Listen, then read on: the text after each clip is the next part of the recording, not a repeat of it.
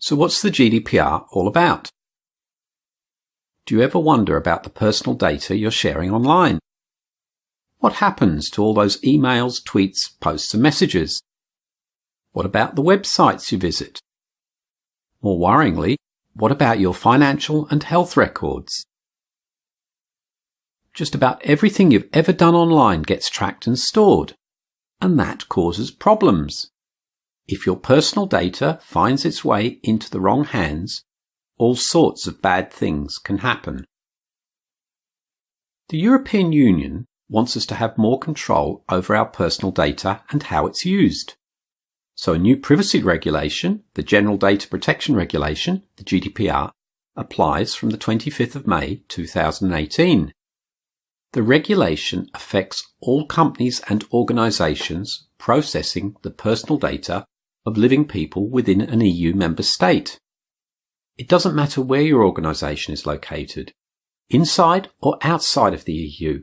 If it processes the personal data of people within the EU, then it must comply.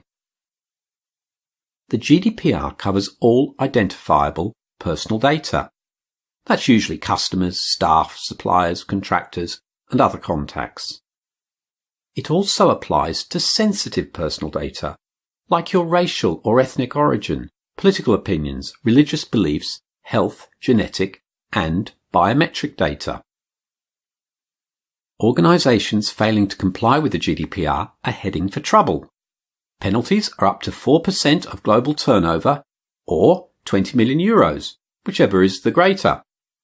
The regulators, called supervisory authorities, can also impose sanctions, warnings, and reprimands. Think of the reputational damage a public reprimand causes. Across the world, organisations, large and small, are preparing for the GDPR. What do they need to do? Well, the GDPR is based on a number of data protection principles. 1. Be lawful and transparent. Explain to people why their personal data are collected and how you intend to use it. 2. Limit its purpose. Only use personal data for the stated collection purpose. 3. Minimize data. Store the least amount of data required for your collection purpose. 4. Be accurate. Take all steps required to ensure personal data is and remains accurate. 5. Determine the data retention period.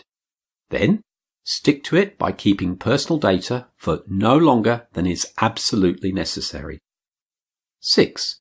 Secure all data.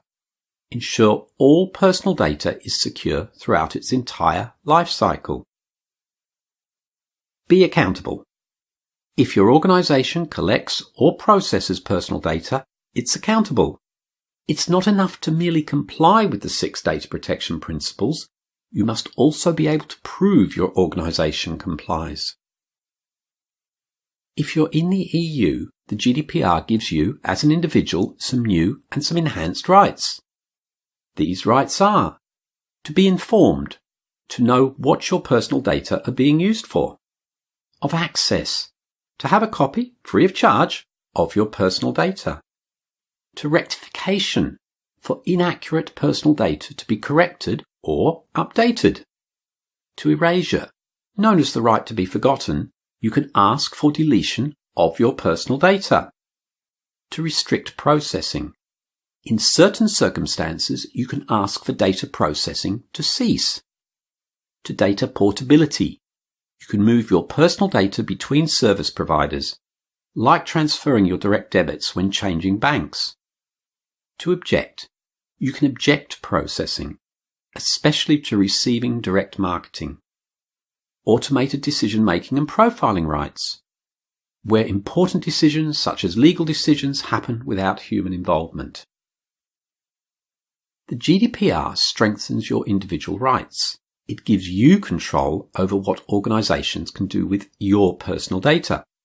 For businesses, the GDPR's benefits include enhanced reputation, improved data security, reduced data maintenance costs, better decision-making on behalf of customers and staff, The GDPR matters to everyone, to you personally and to your organisation.